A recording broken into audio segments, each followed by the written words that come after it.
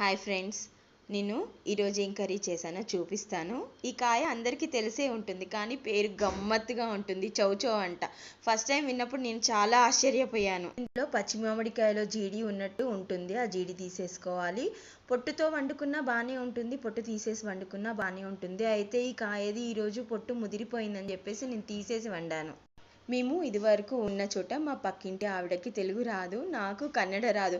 అయినా ఇద్దరం ఏవో చిట్ చాట్ చేసుకునే వాళ్ళము, కమ్యూనికేట్ చేసుకోగలిగే వాళ్ళము. వండావు అంటే ఒకరోజు ఇది అని పలానా చెప్పాను, ఎలాగో ఒకలాగా అర్థమయ్యేలా చేశాను. అప్పుడు ఆవిడ అన్నారు, ఓ ఇది బెంగళూరు వంకాయ అంటారు, లేదంటే సీమబద్ధకాయ అంటారు అని ఆవిడ చెప్పారు. ఏదో వచ్చిరాని తెలుగు, వచ్చిరాని కన్నడలో మాట్లాడుకోవడం వల్ల దాని పేరైతే తెలిసింది మొత్తానికి, అది కూడా తెలుగులో.